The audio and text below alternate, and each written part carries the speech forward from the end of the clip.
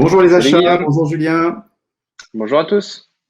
Julien, on va aborder aujourd'hui un sujet assez intéressant, hein, qui est le fait de connecter performance achat responsable et amélioration du management de la RSE. C'est un grand sujet puisque finalement, on voit aujourd'hui apparaître, salut Céline, on voit Salut. aujourd'hui apparaître finalement le mot RSE vraiment partout. On voit de plus en plus apparaître le mot achat responsable.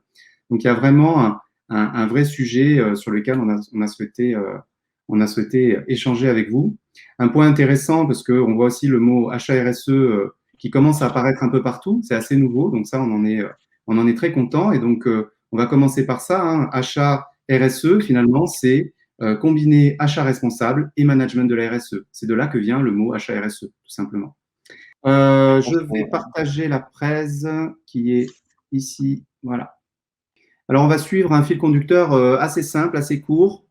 Et à la fin, on va rentrer dans le détail, c'est-à-dire qu'on va aller présenter un plan précis qu'on a déjà mis en place dans une entreprise, qui va vous permettre vraiment de connecter et de voir les résultats et de comprendre toute la mécanique qu'il y a derrière le fait de mettre en œuvre les achats responsables et de connecter ça, hein, à un environnement RSE, un management de la RSE qu'on se doit d'améliorer d'année en année, d'où le lean management. Au début, on va revenir sur les fondamentaux de la RSE, du développement durable adapté aux entreprises, c'est quand même la base. Ensuite, on va voir la place des achats dans le management de la RSE. On va faire un petit focus, je dirais, ou plutôt un petit recul sur la vision du marché. Je pense que c'est intéressant pour comprendre la place que vous pouvez avoir dans ce marché-là et toutes les opportunités que ça peut engendrer, hein, d'un point de vue employabilité, d'un point de vue développement de carrière et bien sûr carrière impact. Ensuite, on va voir comment on entre dans le lean management en triple performance. Et enfin, on va voir comment intégrer la RSE dans les processus achats au travers d'exemples. Et puis pour finir, on va vous parler d'une nouveauté chez SWOT qui sort dans quelques temps et qu'on vous souhaitait Petite partager avec vous surprise. aujourd'hui. Alors Julien, est-ce que tu nous parlerais un petit Euh, peu du développement durable et de la RSE appliquée aux entreprises? ouais, bah, du coup, pour commencer, comme l'a dit Guillaume, on veut, dans un premier temps, revenir un peu sur ce qu'est la RSE appliquée aux entreprises et comment est-ce qu'on l'intègre aujourd'hui. Pour nous, en tout cas pour SWOT, la vision du développement durable et de la RSE, elle s'articule en fait autour de quatre grands piliers. On a l'extraction massive des ressources, la dégradation des écosystèmes, les inégalités sociales qui sont très importantes et assez souvent peu représentées quand une entreprise va chercher à développer sa performance RSE. Ce qu'on se rend compte, c'est qu'on se focus très souvent sur la partie environnementale, mais on délaisse quelque peu la partie sociale alors qu'elle est tout aussi importante. Et le quatrième pilier, c'est la pollution. Ces quatre piliers, en fait, dans l'entreprise, aujourd'hui, ils se déclinent beaucoup autour des normes. On a la norme achat responsable, la norme 20400, mais c'est surtout, initialement, on va dire, la norme ISO 26000 qui a été un petit peu l'incubateur à partir duquel est née la RSE dans les entreprises. Cette norme, du coup, ce qu'elle nous suggère, c'est de revoir, enfin, c'est pour les entreprises qu'elles puissent revoir leurs pratiques selon leurs relations internes et externes, qu'elles étudient un petit peu comment elles pourraient se positionner sur la RSE à ces deux niveaux. Et l'idée, c'est donc pour elles de développer des relations de long terme un peu plus sereines et un peu plus saines aussi avec toutes les parties prenantes. Donc, on va chercher en fait à avoir une vision globale en intégrant des liens entre les dimensions économiques, sociales et sociétales et aussi environnementales. On appelle ça chez SWOT la triple performance, donc économique, sociale et environnementale. La norme, elle va aussi chercher à renforcer, donc je vous le disais, les partenariats et à considérer les impacts du modèle de l'entreprise sur son environnement à court, moyen et à long terme. Et du coup, pour conclure sur cette petite intro, la RSE et le développement durable, on l'a défini en fait comme étant ce qui permet de réduire l'impact des entreprises sur l'environnement et aussi sur les inégalités sociales. Donc c'est comme ça un peu que nous on voit la chose. Pas forcément nous, finalement, c'est Oui, les référentiels. Et c'est vrai qu'on fait toute une montagne un peu de la RSE, etc. Ça se résume pas mal à ça, hein. Il y a des piliers, bien sûr, on a vu, développement durable, mais on en revient toujours à l'environnement et aux inégalités sociales, hein, sociales et environnementales. Donc, c'est assez intéressant de revenir aux fondamentaux et de voir que, eh bien, finalement, c'est très simple, hein. On va travailler sur l'environnement et sur l'impact social de l'entreprise. On avait une petite question, selon vous. quelle est la place des achats dans l'impact RSE d'une entreprise? Vous pouvez commencer à répondre en commentaire. On va regarder un peu ce que vous en pensez. Vous pouvez dire 1%, par exemple. Ça peut être pas mal. Un bon 60%. Ouais, clairement, c'est 50-60. 50-60. Ouais, Bon, voilà, donc la on voit, plupart des retours, c'est entre 50 et 70%, si on c'est peut ça. faire On voit une que généralité de ce qui est. c'est quand même au-dessus de 50%. On s'est amusé à faire un schéma très simple. On est sur un modèle industriel, bien sûr. Donc, de la place des achats dans l'impact RSE des produits. Puisque finalement, une entreprise, elle fabrique des produits qu'elle va vendre à un consommateur. Et on se rend compte que finalement, ben, comme les achats, ils vont acheter, par exemple, là, on a pris un exemple sur une société qui fait des jus de fruits, eh bien, elle va acheter le verre, elle va acheter, la fonction achat va acheter les bouteilles en verre, va acheter les étiquettes, les bouchons, les cartons, les fruits, si, voilà, les fruits, etc. Donc finalement, elle va avoir un impact sur le produit final dans son intégralité. C'est assez incroyable de voir à quel point les achats peuvent avoir un impact sur le produit qui est acheté par le consommateur. Et donc, logiquement, eh bien, comme le consommateur aujourd'hui, il a des attentes RSE, hein, environnement, impact CO2, acheter local, français. Si on est sur des produits internationaux, on va avoir un souci de protection sociale, d'impact sociétal et social. Par exemple, si on achète des vêtements au Bangladesh, hein, on connaît tous l'histoire du Rana Plaza, c'est un bon exemple. Donc là, on va avoir, en fonction de l'activité, bien sûr, des attentes qui vont être plus ou moins différentes. Sur un jus de fruits, ben, en général, on va être sur acheter local, français, puis on va essayer de réduire notre impact CO2. Donc, on voit qu'on a un impact sur le consommateur final. Naturellement, on va avoir un impact sur la distribution, d'accord? Donc, tout ce qui est société de grande distribution, Leclerc, etc., donc tous ceux qui vont distribuer le produit. On va avoir un impact, bien sûr, au niveau du transport, d'accord? Quand on gère les transports en tant que chargeur pour aller livrer les, euh, les plateformes de distribution. Bien sûr, en tant que porteur de marque, donc là, on va avoir un impact interne et bien sûr externe, mais en interne, il y a toutes les questions justement de gouvernance, etc. Il y a tout un environnement autour de ça, interne, social, d'égalité, etc. au sein de l'entreprise. Et puis, bien sûr, vous y attendez au niveau des fournisseurs, hein, donc les transports pour nous faire livrer, et bien sûr, hein, Les coopératives. producteurs. C'est ça, on a les verriers, cartonniers, capsuliers, imprimeurs, etc. Sur une activité de pure prestation, par exemple, un cabinet d'avocats va avoir naturellement moins de levier d'action qu'une entreprise industrielle, forcément, qui source à l'international, etc. Donc, l'entreprise dans laquelle vous allez travailler, les produits qu'elle vend, c'est aussi un sujet à sélectionner quand on est acheteur, si on veut avoir un impact plus important, naturellement. On va prendre un petit peu de recul, Julien. Donc, on va voir un petit peu le contexte RSE et les achats responsables pour parler un peu du marché, du recul qu'on peut avoir et puis aussi de la position des acheteurs là-dedans, parce que je pense qu'on est principalement des acheteurs ici aujourd'hui. Et ben, il y a aussi quand même une belle opportunité hein, liée à tout ça pour nous, les acheteurs. On voit qu'on est en première ligne. Je pense qu'on est tous d'accord dessus. Julien, tu es d'accord? Bon, on voit que dans les commentaires. Je pense que les commentaires seront d'accord aussi. Voilà, donc en gros, on part du consommateur final. Hein. Souvent, on oublie une chose, c'est que les achats, comme toutes les fonctions d'une entreprise, sont orientés sur apporter une réponse aux clients et aux consommateurs finaux. Ça, c'est quelque chose qu'on voit assez rarement dans les cours qui sont donnés aux acheteurs voilà, dans les formations, etc. Alors que pourtant, on est vraiment orienté sur une réponse aux attentes des clients et consommateurs finaux. Et par rapport à ça, on voit que ces consommateurs, ils ont des attentes qui sont de plus en plus orientées sur des critères sociaux et environnementaux qui vont être décisifs dans leur acte d'achat. Il y a des études très précises qui sont sorties et c'est vraiment très impactant. Face à ça, eh bien, les marques, elles s'organisent pour avoir un management de la RSE qui soit reconnu, durable et efficace. Et donc là, elles se posent la question aujourd'hui, comment je vais évaluer, labelliser ma RSE? Et donc là, on a un marché qui se crée avec un ensemble de solutions d'évaluation, de labellisation, qui peuvent être sectorielles, qui peuvent être généralistes, qui peuvent être nationaux, internationaux. Et on voit qu'on a une hausse du nombre de solutions, d'accord, nationales et internationales. Par rapport à ça, les entreprises, comme on sait que les achats responsables finalement sont en première ligne, elles se disent, bon alors comment je vais obtenir mes évaluations et comment derrière je vais pouvoir les améliorer.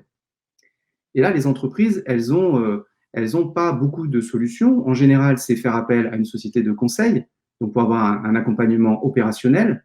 Elles vont avoir peut-être besoin de recruter des profils à double compétence achat, RSE et management de data, parce qu'on va voir que c'est quand même au sein de la fonction achat et au sein de la fonction achat RSE, c'est extrêmement important. Ou tout simplement, au sein des équipes en place, eh bien, apporter une solution pour pouvoir monter en expertise achat RSE avec un minimum de contraintes.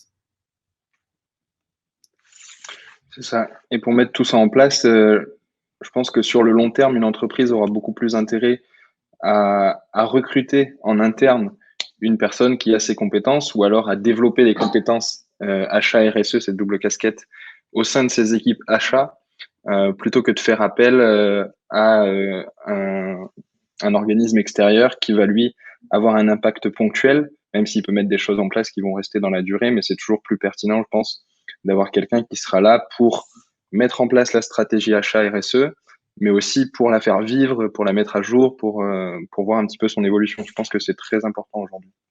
Ouais, exactement.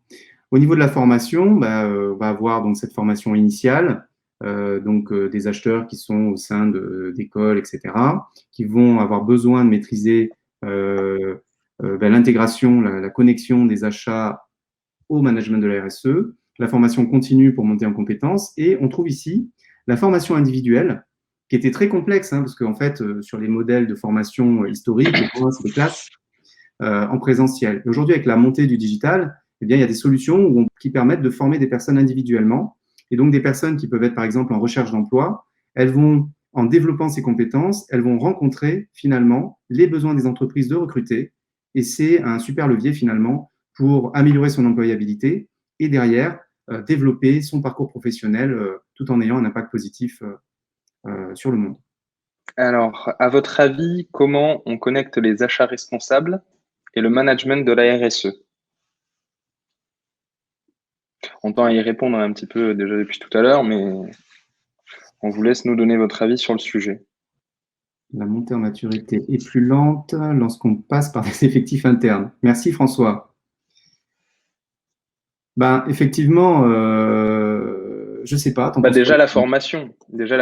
Enfin, c'est sûr que si on cherche à avoir un impact direct, si on passe par directement des personnes expertes qui viennent de l'extérieur, vont pouvoir agir beaucoup plus facilement, même si elles ne connaissent pas forcément tous les tenants et les aboutissants de l'entreprise. Donc, il y a quand même un certain temps pour s'adapter à la structure. Et c'est sûr qu'après, si on souhaite former notre personnel ou alors recruter quelqu'un qui est formé, ça va prendre un peu plus de temps. Une formation achat RSE, ça dépend du niveau d'expertise que vous souhaitez donner à vos salariés, mais ça se fait pas en une semaine non plus. C'est quand même quelque chose de conséquent. Donc oui, ça peut effectivement mettre un peu plus de temps. Oui, tout à fait. Effectivement, c'est plus facile de prendre une personne qui est déjà formée, mais ce dont on peut se rendre compte en fait que c'est pas le sauveur qui va rentrer et qui va maîtriser la mise en œuvre des achats responsables et la connexion à la RSE. Donc, salut Patrick. Donc en fait, l'important c'est d'avoir des pratiques harmonisées au sein de l'entreprise. Et donc François, pour répondre à ce que vous avez évoqué, si on recrute une personne qui possède cette expertise, ces avoirs-là, elle va pouvoir certes un peu le partager avec les équipes, mais c'est beaucoup plus intéressant de faire monter tout le monde en expertise sur ces thématiques-là pour finalement avoir les mêmes méthodologies, les mêmes pratiques, le même langage commun pour justement pouvoir mener plusieurs projets en même temps, on va y revenir, et être beaucoup plus efficace et performant. Vous êtes plus d'accord avec ça, François, suite à ce retour? Les achats sont une fonction transversale qui communique avec beaucoup d'autres services. Il faut donc que tous les services travaillent dans l'optique d'être responsables. Ouais, exactement. Ça, c'est encore un sujet. On voit en fait que le lean management en triple performance économique, sociale, environnementale, eh bien, ça pourrait être le plus haut niveau de maturité de tous les services d'une entreprise. Et que donc, finalement, quand on arrive en haut de cette pyramide, on est au plus proche du consommateur, on est en pleine transversalité. Et effectivement, si, par exemple, je donne un exemple qu'on va reprendre tout à l'heure, vous réduisez les kilomètres parcourus par votre marchandise au sein d'un projet, vous baissez donc l'impact CO2 parce qu'un kilomètre de moins, c'est X CO2 en moins. Vous mesurez ça, vous faites un super projet, vous faites des économies, bien sûr, parce que c'est aussi le meilleur moyen de faire des économies. Et puis, ben, vous donnez ça au service marketing. Et en fait, le service marketing, il veut juste sortir des nouveaux produits. Il n'est pas du tout, finalement, il n'est pas capable de faire la passerelle, de comprendre que finalement, comme le consommateur, il attend une baisse d'impact RSE, cette matière-là, il va pouvoir la réutiliser. C'est juste un exemple.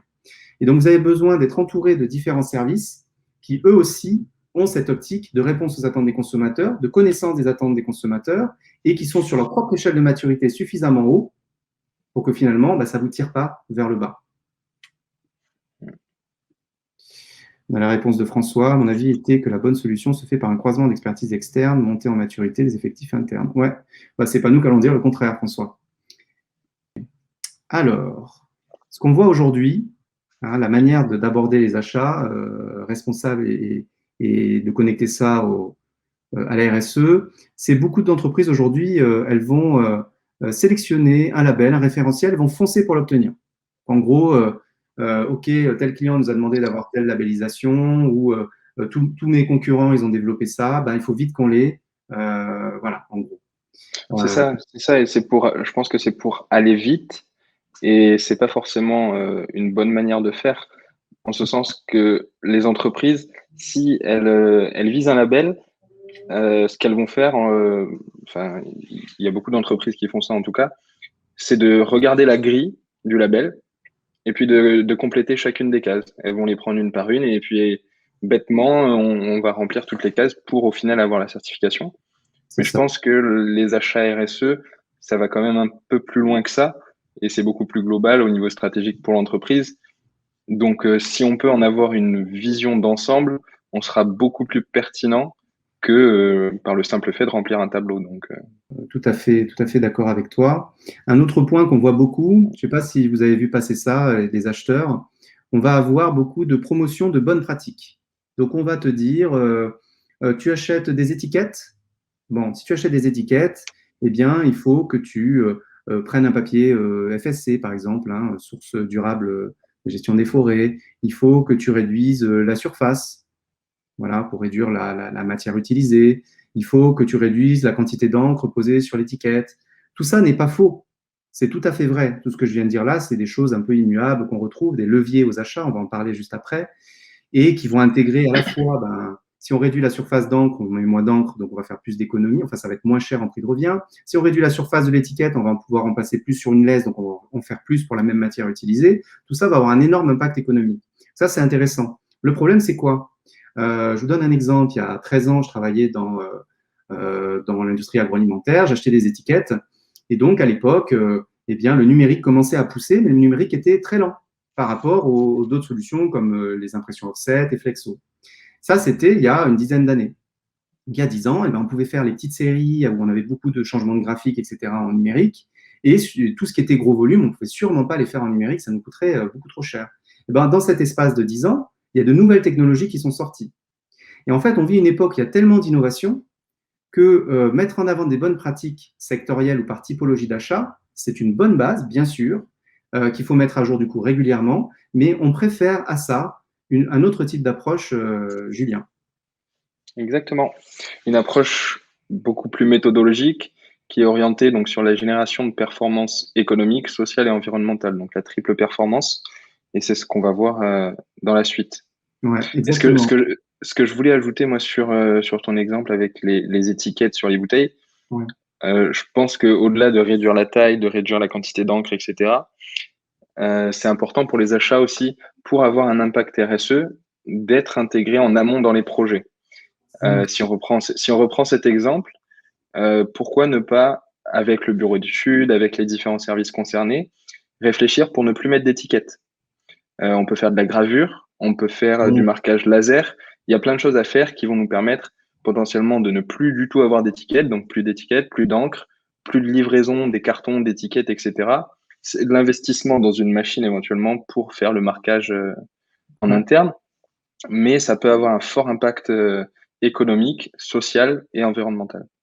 Exactement. Plus on va, en fait, là on reprend la pyramide, hein, clairement, plus on va activer des leviers techniques. Donc là, tu étais clairement sur un levier technique de haut niveau, c'est-à-dire finalement, on change carrément de manière de faire nos produits. Donc là, tu es en lien direct avec le marketing, le commerce, la direction. C'est ça. Plus on va avoir besoin d'avoir un gros niveau de maturité et une capacité à travailler de manière transversale. C'est hyper important. Pour revenir sur l'aspect, ce que nous, on considère comme étant une très bonne manière de mettre en place ça, c'est l'approche méthodologique. Et en fait, on résume, si on reprend ce qu'on a dit tout à l'heure sur le développement durable et la RSE, eh bien, finalement, la meilleure réponse à ça, c'est d'aller générer l'amélioration de la performance sociale, environnementale, et bien sûr, comme nous sommes aux achats, mais pas seulement, la performance économique, sociale et environnementale. Et en fait, on axe notre démarche sur le fait de générer de la performance économique, sociale, environnementale. Et c'est comme ça que naturellement, eh bien, en faisant ça, on va pouvoir matcher avec un certain nombre de labels beaucoup plus simplement. Plutôt que d'essayer de rentrer dans les cases de chacun un peu pour répondre à voilà, ce qu'on va faire quand même, bien sûr.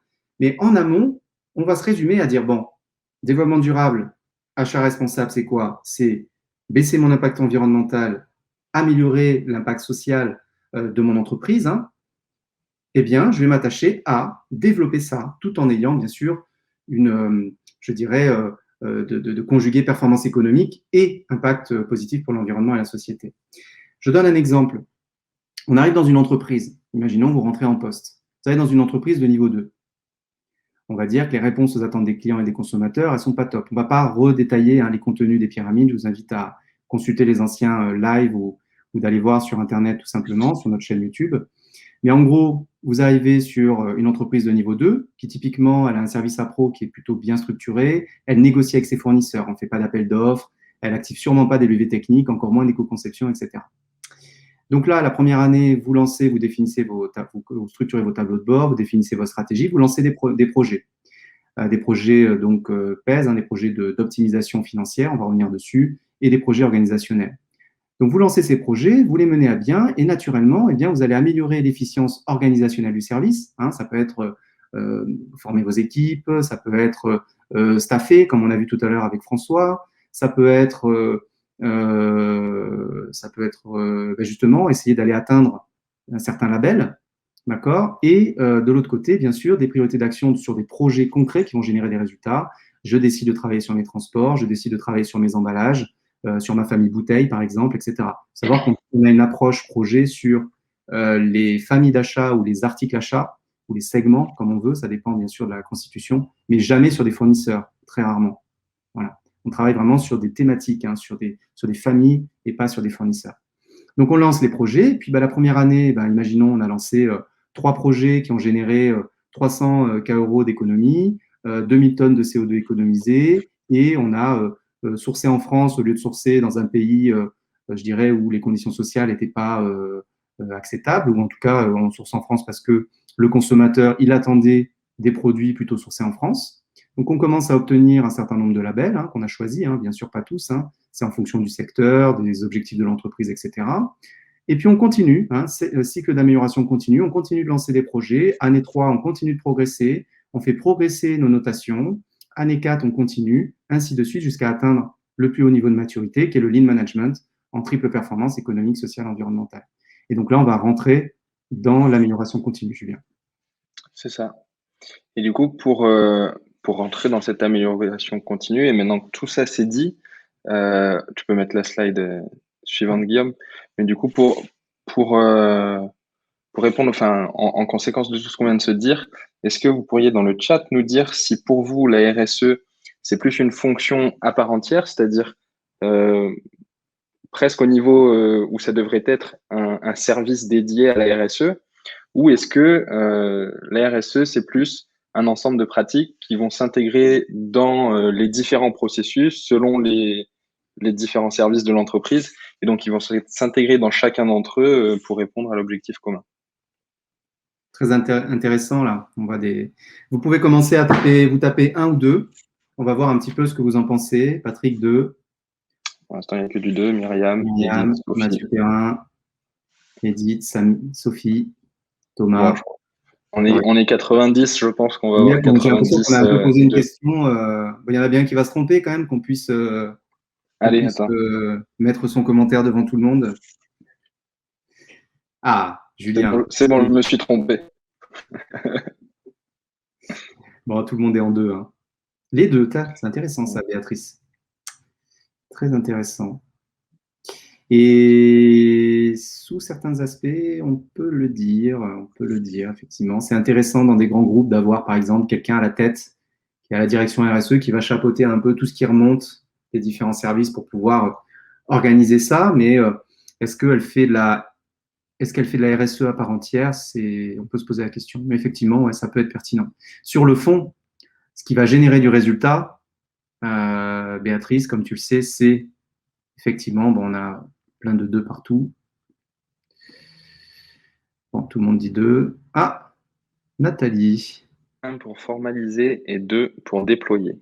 Ouais, je pense que je suis assez d'accord avec ça.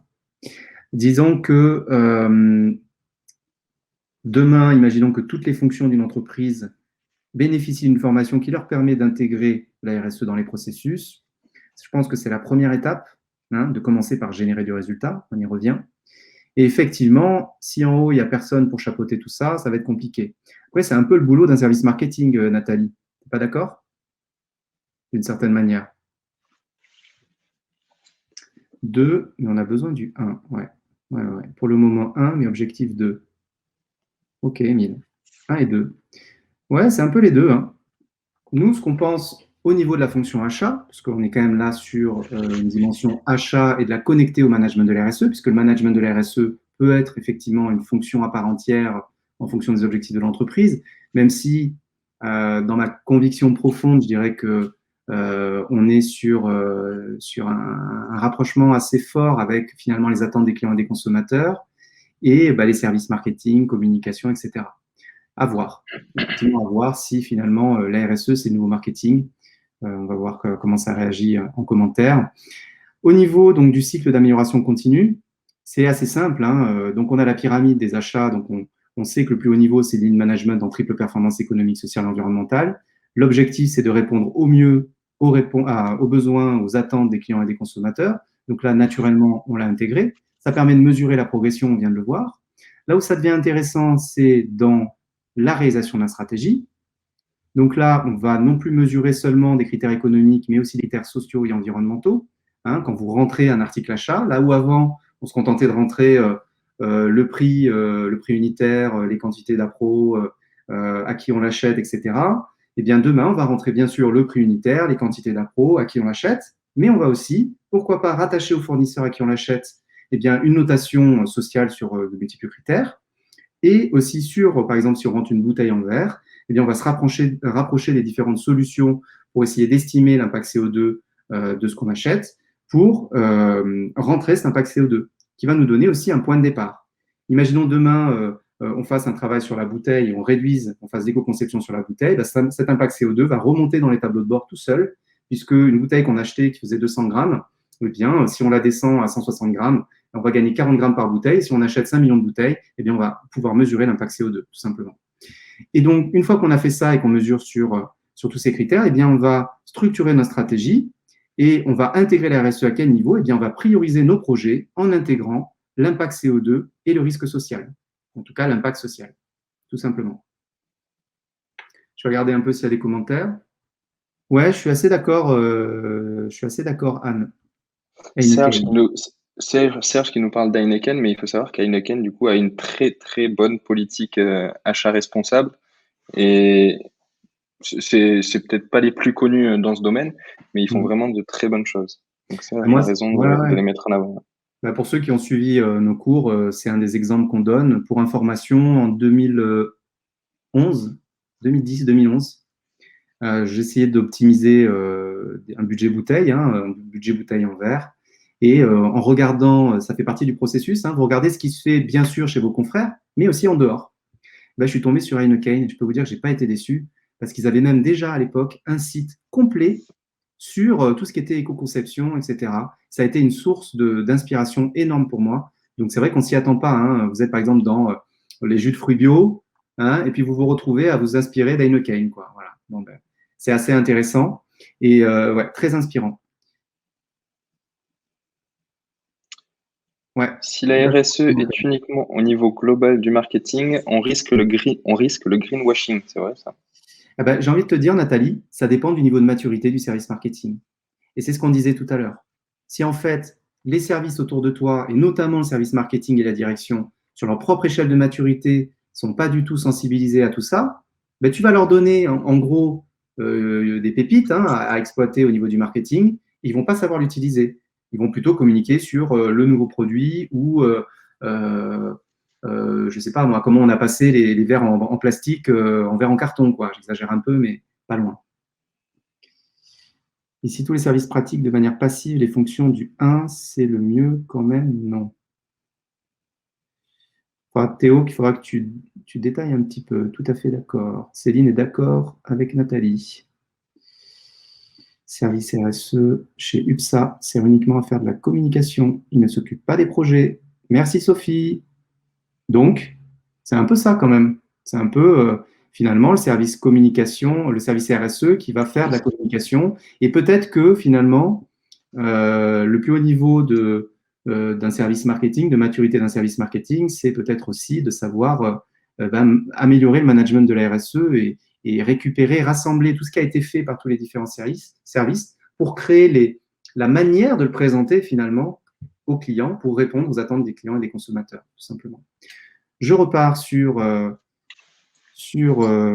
stratégie. Donc là, on a défini notre plan et on a priorisé en intégrant un impact CO2 et un impact social. Ce qui est intéressant, je tenais à revenir dessus, donc aux achats classiques, on priorise sur les critères d'achat classiques, donc bien sûr le poids financier, on ne va pas travailler sur les gobelets en plastique, on va plutôt travailler si on est chez un fabricant de jus de fruits, on va travailler par exemple sur les bouteilles qui peuvent être un gros budget ou les achats de pommes, si c'est jus de pommes. Donc, poids financier, on va regarder le risque. Évidemment, si sur notre principale famille, on a 3 fournisseurs, on gère bien, on n'a pas trop de risques, mais que sur la deuxième famille, qui est moins importante en poids financier, mais on est en ultra risque, on n'a qu'un fournisseur, etc., on va plutôt travailler sur ça en premier. On va intégrer bien sûr l'impact CO2. Le jus de fruits n'est pas un hasard. Sur une entreprise de jus de fruits, si vous prenez justement son ACV, vous allez voir que les bouteilles en verre ont un impact énorme sur l'environnement, sur l'impact CO2. Et ce qui est intéressant, c'est que c'est aussi souvent ces familles où il y a le plus gros impact CO2, on a le plus de gains à faire. Pensez au transport, pensez aux achats d'emballage, etc. Faire de l'éco-conception, réduire les kilomètres parcourus. Vous avez une flotte de camions chez un transporteur, vous allez optimiser la consommation des camions plutôt que travailler sur le prix d'achat des camions. C'est là où vous faites de vraies économies en vision finalement TCO. Et ensuite, on va rentrer dans les projets. Et donc, ce qu'on voit dans l'entonnoir de gestion de projet, c'est qu'on va intégrer des leviers commerciaux, techniques et RSE. On va revenir dessus juste après. Mais déjà, là, juste, on vient de voir que du coup, la RSE aux achats, elle est présente sur chaque étape du processus, sur la pyramide, sur la stratégie et sur l'entonnoir, et aussi sur la sphère de skills, mais ça, on va aussi le voir. Ouais. Mais donc, la RSE qui est présente sur chacun de ces quatre piliers, mais même à l'intérieur de ces piliers, ce dont on s'aperçoit sur la slide d'après, notamment dans la stratégie, c'est que à l'intérieur des piliers, la RSE, elle est encore présente sur chacune des étapes. C'est-à-dire que pour la partie stratégie, beaucoup d'entre vous le savent déjà, mais ce dont on part en général, c'est de l'extraction des données, de la construction de ces tableaux de bord pour aller récupérer des données financières pour segmenter le portefeuille, etc. Et dès cet instant-là, on va déjà pouvoir avoir un impact RSE, donc extraire des données justement de notre base de données sur la RSE. On va pouvoir concaténer un certain nombre d'informations dès cette première étape autour du sujet. C'est ça. Ensuite, on va analyser aussi la partie interne, donc l'analyse du in. Et dans cette étape, encore une fois, on va remettre en question tout le processus de l'entreprise, toute son organisation, et on va chercher à mettre des critères RSE sur ce point, tout comme sur la partie externe. Et après, je te laisse continuer, Guillaume. Juste sur la partie externe aussi, là, c'est là où on va avoir un impact fort sur la partie fournisseur, sur la partie qui va nous permettre en fait de mettre en avant la valeur ajoutée des achats sur la RSE. Je te laisse reprendre, Guillaume. Non, mais je compléterai juste dans l'analyse interne, finalement, on va avoir tout ce qui est humain et process, parce que c'est vrai qu'on n'a pas abordé le 4e pilier ici, mais tout ça se fait dans un environnement, une culture, une éthique totale qui doit être en phase avec finalement toute la démarche qui est mise en œuvre. Et c'est là où on va toucher l'interne, on va toucher les personnes, on va toucher les équipes qui sont derrière tout ça. Voilà. C'est ça, tout à l'heure, je sais plus qui, mais quelqu'un nous parlait de pédagogie et de sensibiliser plutôt le personnel et que ça aura un impact plus profond dans la stratégie, dans la culture d'entreprise, et c'est totalement vrai. Ouais. Donc, on est tout à fait en phase là-dessus. Ça ne marche que comme ça, en fait. Clairement, si tout le monde est là pour se tirer dans les pattes, la transversalité n'existe pas. Et finalement, la sphère des skills, eh bien, elle permet d'aller chercher finalement certains traits de caractère, certains traits de professionnalisme qui vont permettre de travailler je dirais, en harmonie avec nos collègues de différents services, faire preuve de bienveillance, de patience et d'essayer de rendre service au maximum. Donc, dans l'interne, on va travailler sur l'humain. Hein. Le classique aux achats, hop là, pardon. Hop. Le classique aux achats, c'est on a une entreprise qui fait 100 millions d'euros de chiffre d'affaires vente, qui a 45 personnes pour gérer les ventes, ADV, etc. Et puis, service achat qui fait 60 millions d'euros de chiffre d'affaires et il y a 5 personnes aux achats, dont 3 approvisionneurs. Quoi. Forcément, il ne faut pas s'étonner si derrière les acheteurs, ils sont sous l'eau, si la moitié de l'entreprise achète finalement. Hein, le responsable IT va acheter tout ce qui est IT, la logistique va gérer le transport. Enfin, vous voyez un peu la suite. Hein, les achats sauvages sont importants finalement dans l'entreprise. Le niveau de formation, hein, quand on trouve des acheteurs qui n'ont pas de formation achat, qui croulent sous les urgences, etc., hein, classique d'un niveau 1 de maturité, ben là, pareil, il y a une dimension aussi sociale en interne, hein, du bien-être des salariés qui peut rentrer dans ces phases-là. Finalement, dans notre stratégie, vous arrivez sur un poste hein, de manager achat, par exemple, eh bien, vous allez identifier un besoin de monter en expertise pour que la personne soit plus adaptée, finalement, à la mission qui lui est confiée, tout simplement. Et s'il n'y a pas assez de personnes, eh bien, il faut envisager de recruter. Partie externe, bien sûr, on va étudier le consommateur, on va faire un benchmark, on va prendre des inspirations RSE, on parlait de Anne Kane, donc là, on l'intègre complètement. Dans la synthèse stratégique, bien sûr, puisque c'est la résultante de l'analyse interne-externe, et dans les critères de priorité d'action, on en a parlé tout à l'heure, poids financier, risque, impact CO2, impact social, priorité stratégique de l'entreprise, rentabilité des produits aussi, hein, on va regarder la rentabilité vente des produits, toutes ces choses-là qui finalement vont permettre d'intégrer la RSE tout au long du processus de définition d'une stratégie. On va passer à l'entonnoir de gestion de projet. Julien, tu veux prendre le relais? Non, mais je sais que tu aimes bien nous parler de pèse, donc. Ouais, des projets qui pèsent. C'est ça.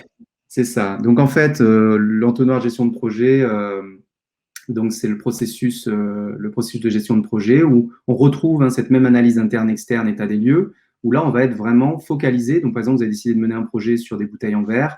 On va focaliser le projet sur les bouteilles en verre. On va utiliser tableau de bord et on va savoir que la famille bouteilles en verre représente tant d'impact CO2, tant de coûts avec tel fournisseur, tel niveau de risque, etc. D'où l'importance d'un bon management de data. Et donc, là où on va intégrer la RSE, c'est qu'on va identifier des leviers commerciaux, appel d'offres, on va avoir contrat pluriannuel, RFA, des choses comme ça. On va retrouver ça dans les leviers commerciaux, puis on va aller chercher les leviers techniques. On en a parlé tout à l'heure, par exemple, avec les étiquettes.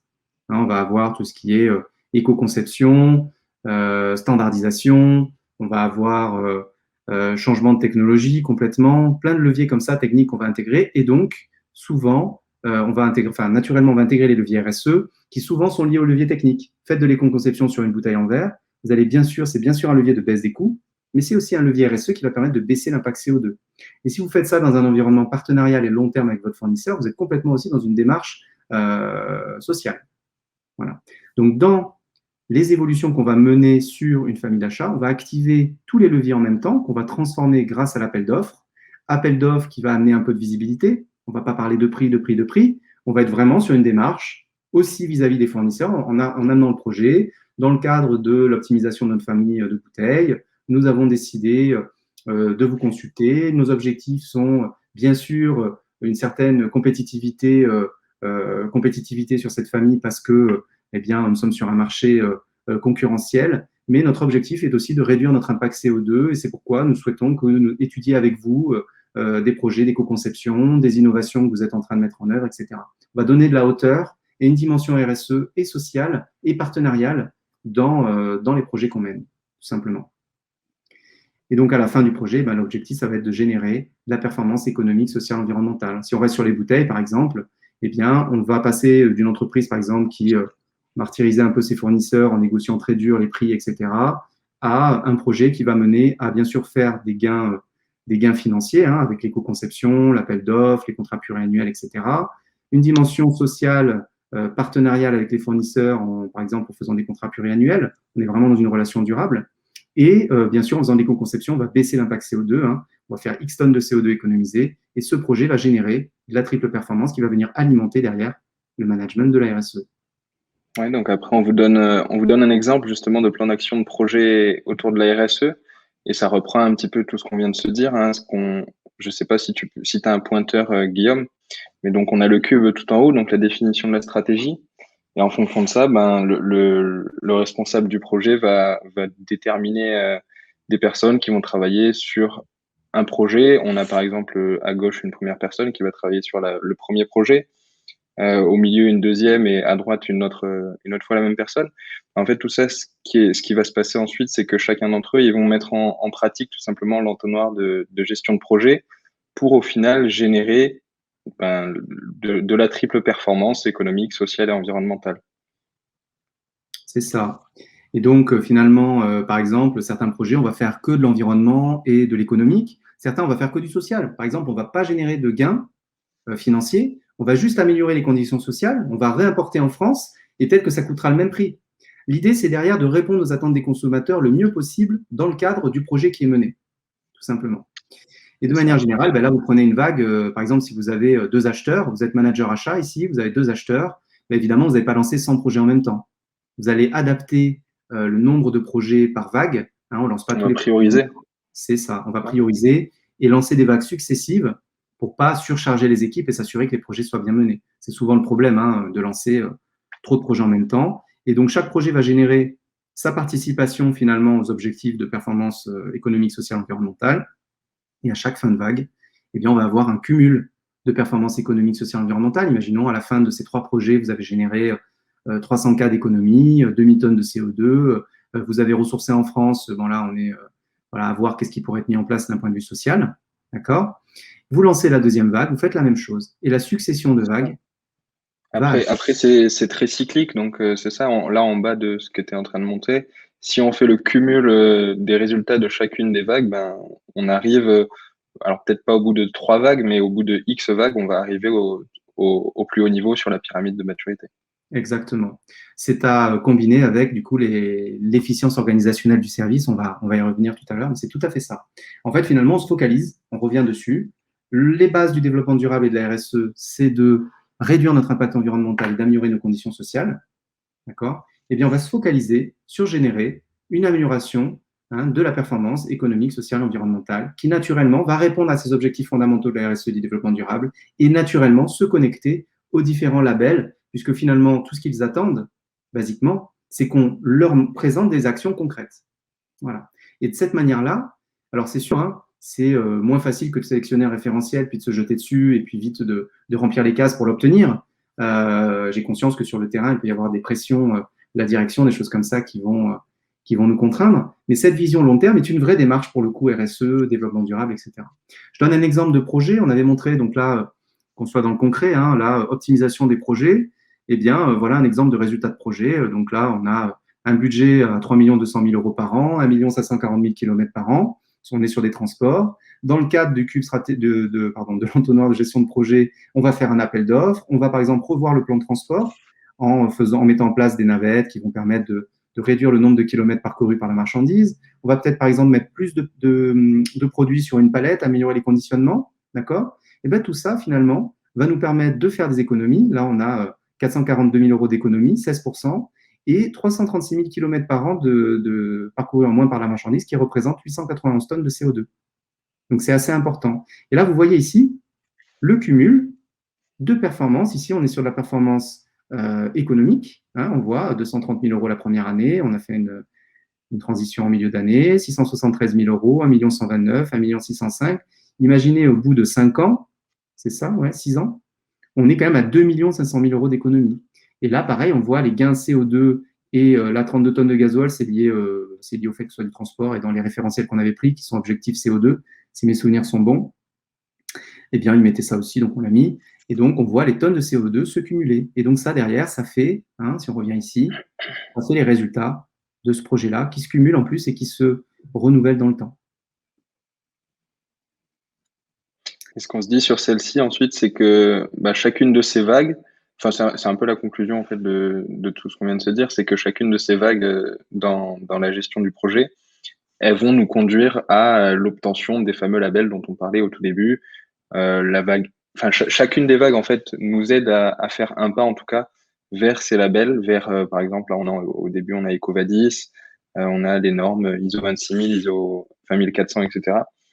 Et l'idée, c'est de voir que toutes les démarches qu'on va réaliser dans ce sens, elles vont nous permettre justement à terme d'atteindre ces labels et en même temps la triple performance économique, sociale, environnementale reconnue sur la pyramide des achats responsables. Donc l'idée, c'est de faire d'une pierre deux coups, d'atteindre les labels, mais aussi d'avoir toute la stratégie et toute la structure qui va derrière pour que ça C'est puisse ça. continuer. C'est là où on voit vraiment la partie achat, si vous voyez ici, là. On est vraiment sur la structuration de l'efficience organisationnelle d'un service achat. Hein. Comment je manage mes data. Hein. Vous arrivez dans une entreprise, vous faites une extraction de l'ERP, vous n'avez rien dedans. Parce que 60% des achats, c'est des achats sauvages. Donc, vous devez revoir votre processus de gestion des data, les nomenclatures, etc. Donc, il y a beaucoup de boulot. Faire des tableaux de bord. Donc là, vous allez en profiter pour intégrer, bien sûr, des données sociales et environnementales. Structurer une équipe, faire monter en compétence vos acheteurs, par exemple. Mettre en place des processus. Et à côté de ça, en fonction de vos objectifs, de votre secteur d'activité, vous soyez une société à dimension internationale, nationale, vos objectifs de délai, etc., etc., votre domaine d'activité, on a même des labels très sectoriels aujourd'hui, eh bien, vous allez sélectionner les labels, les systèmes d'évaluation les plus adaptés à votre projet et vous allez, au sein des priorités d'action organisationnelle, tout simplement, définir des projets de labellisation, de certification, d'intégration des systèmes d'évaluation RSE. Et pareil, au fur et à mesure des vagues, vous allez améliorer l'efficience organisationnelle du service et obtenir les précieuses sésames.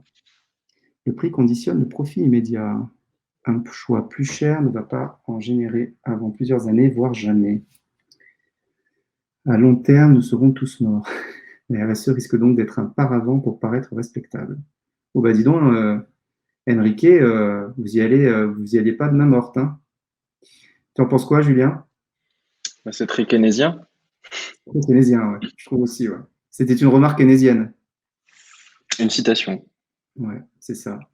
Je ne sais pas, Enrique. Moi, je pense que d'essayer de répondre aux enjeux de demain, d'essayer de vivre dans une planète qu'on va essayer de moins polluer et d'essayer de respecter les gens partout dans le monde, je pense que c'est un bel objectif. Je pense effectivement qu'il y a une grosse boule de mauvaises, comment dire, pas de mauvaises intentions, mais d'entreprises qui vont aller dans ça juste parce qu'elles sont obligées d'y aller. Voilà, elles ne vont pas y aller pour les bonnes raisons. Et ce qu'on pense, et d'ailleurs c'est un peu le sujet de ce live qu'on fait ensemble, c'est aussi de se dire, proposons des solutions méthodologiques simples et claires, avec des outils clairs pour y arriver, tout simplement, pour le faire et pour générer du vrai résultat. Voilà. Je pense que c'est quelque chose qui va durer. Après, je pense quand même que Enrique a raison en ce sens que le prix conditionne le profit immédiat. C'est vrai que, enfin, aux achats, on va pas se mentir non plus. Hein, enfin, les gains, enfin, pas le prix du coup, c'est plus les gains. Et les gains, on n'en fait pas que sur le prix. Bah oui, il y a le Et TCO. Tu vas faire c'est beaucoup ça. plus d'économies en TCO que sur le prix. Je prends En l'exemple fait, des camions. en fait, le prix, c'est une des composantes qui conditionne le profit. Bah oui. Mais, enfin, depuis les 30 années depuis lesquelles les achats existent et on commencé à en mettre le texte, on s'est bien rendu compte qu'il y a beaucoup plus de composantes que ça pour impacter les gains.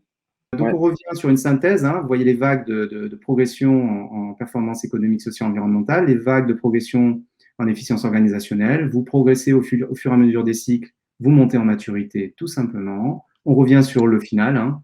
Donc, ça résume pas mal le travail, hein, jusqu'à l'amélioration continue. Et l'amélioration continue, c'est quoi? Eh bien, imaginons que la première année, vous avez décidé de travailler sur les bouteilles en verre. Eh bien, peut-être que 4 ans plus tard, il sera de nouveau temps de retravailler sur les bouteilles en verre. La différence, c'est que là, vous étiez en bas, donc vous avez pu activer des leviers que vous n'avez jamais activés, vous n'aviez jamais fait d'appel d'offres, jamais fait de contrat pluriannuel, jamais fait d'éco-conception, etc. Ben là, au bout de 4 ans, vous l'avez déjà fait. Donc, finalement, ou 3 ans, eh bien, vous n'allez pas pouvoir les réactiver, ils n'auront pas la même force économique, sociale, environnementale que quand vous l'avez fait au début. Et Ils n'auront pas la même force, mais ce qu'ils vont nous permettre, c'est de rester justement en haut de la pyramide. C'est ça, et en veille d'innovation. Sauf rupture technologique, il n'y aura pas de grandes améliorations si vous avez bien déroulé et bien activé tous les leviers disponibles. Le mot de la fin, comme on l'écrit, c'est de se focaliser sur le fait de maîtriser l'art de conjuguer performance économique et impact positif sur l'environnement et la société. Et je pense que c'est comme ça aujourd'hui qu'on arrivera à faire matcher tout simplement les achats RSE et le management de la triple performance. Ouais, tout à fait. La finalité un peu de tout ça, c'est de dire, focalisons-nous sur le fait de générer des résultats avant d'aller chercher et de courir après les fameux sésames. Dans l'idée, avant d'obtenir une médaille, il faut s'entraîner, il faut travailler, il faut voilà. Et c'est un petit peu comme ça qu'on le voit. C'est-à-dire que on n'a rien sans rien. Et l'idée, ça va être de construire, hein, d'attendre. Hein, ça prend 1 an peut-être pour obtenir quelque chose. Voilà, on peut partir d'une base. Hein. Il y a certains systèmes d'évaluation RSE qui permettent de démarrer assez bas et progresser. Ça marche très bien. Mais l'idée, c'est surtout de générer des résultats et de se focaliser là-dessus et d'y aller pour les bonnes raisons. On va maintenant vous présenter un nouveau produit, une nouvelle solution qu'on a développée pour les acheteurs, qui est remontée finalement au fil du temps avec un petit peu notre raison d'être, hein, qui est de transmettre les savoirs au plus grand nombre pour pouvoir permettre aux acheteurs de devenir des leaders en triple performance et d'améliorer leur employabilité, de prendre du plaisir dans leur travail, d'avoir une carrière brillante et à impact positif. Et ce qui remontait souvent, c'est que une fois qu'on a fait nos formations, c'était un peu dur de revenir dessus. Parfois, il n'y avait plus les accès. Et donc, on a essayé de réfléchir à trouver une solution pour mieux servir notre communauté. Et puis aussi, Julien, comme tu le sais, d'ailleurs, on avait fait un live avec notre communauté africaine et dans d'autres pays où finalement, il n'y a pas les mêmes moyens qu'en France, il n'y a pas les mêmes financements. Et on a aujourd'hui beaucoup de demandes dans ces pays-là. Et on a essayé de trouver une solution pour permettre à tout le monde d'avoir accès à ces savoirs pour aller derrière mettre en œuvre ces choses-là sur le terrain. Un autre problème, c'est l'accessibilité dans le temps. Une fois que vous avez fait une formation, les notes se mettent à jour en moyenne tous les 3 mois à peu près. Donc, on avait ce souci, c'est que vous faites la formation en septembre, puis en février, il y a déjà eu plein de nouvelles choses qui sont arrivées, des mises à jour, etc., des nouveaux outils. Et donc, on s'est posé la question de l'accessibilité dans le temps. Voilà. Et de l'accessibilité aux mises à jour. Voilà. Et donc, on a réfléchi, on y a d'ailleurs pas mal travaillé avec Julien, Carlotta, Sébastien et toute l'équipe SWOT pour essayer de trouver une solution. Et donc, on souhaitait vous annoncer durant ce live que on va lancer a priori en septembre. Nos apprenants actuels y auront accès plus tôt.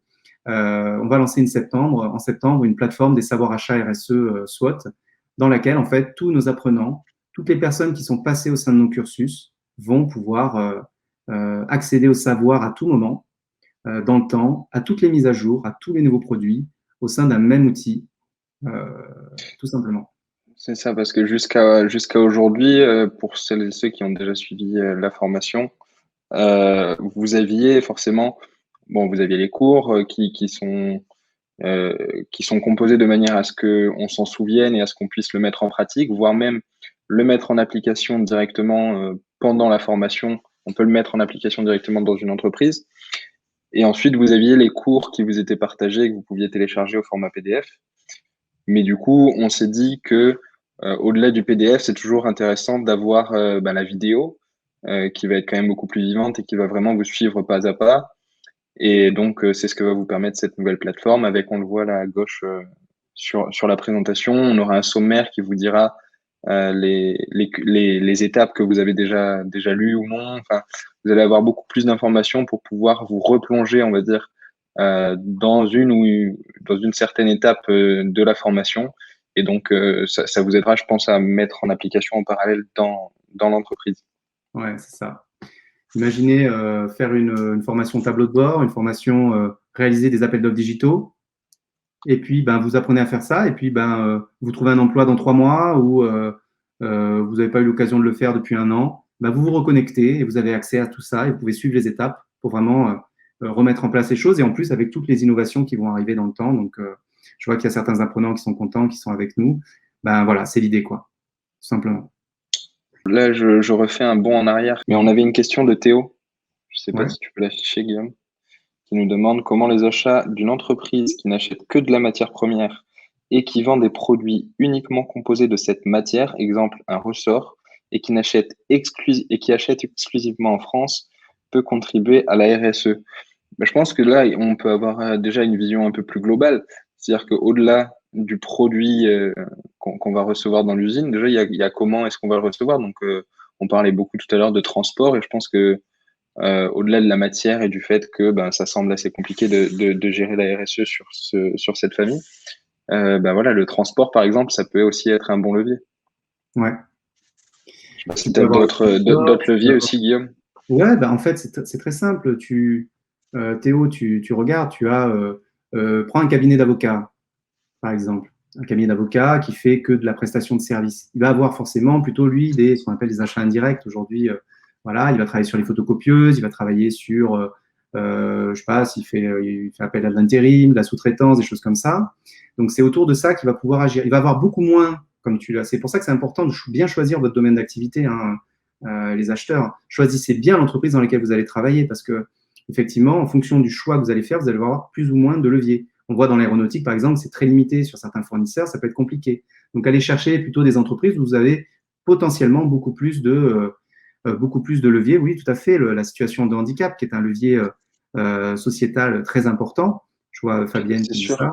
Donc, il y Oui, a le beaucoup de choses commentaire en de fait, qu'il faut Fabienne mettre est. en place, mais voilà, tu ne pourras pas forcément faire autant. Mais sur les ressorts, tu peux faire des co-conceptions. Bon, là, tu vas avoir le bureau d'études sur le dos. Mais voilà, il y a toujours des solutions. La question, c'est de bien choisir le secteur d'activité dans lequel tu le fais, parce que tu ne vas pas avoir toujours les mêmes leviers que tu vas pouvoir activer au sein de tes projets. Tu fais de l'achat à revendre, par exemple, du négoce, bah, tu n'as pas de production au milieu, donc forcément, c'est beaucoup plus limité. Mais il y a toujours à faire. Merci à tous pour votre participation. À très bientôt, Julien. À très bientôt tout Merci, le à monde. très bientôt tout le monde Ciao les et bonne achats. soirée.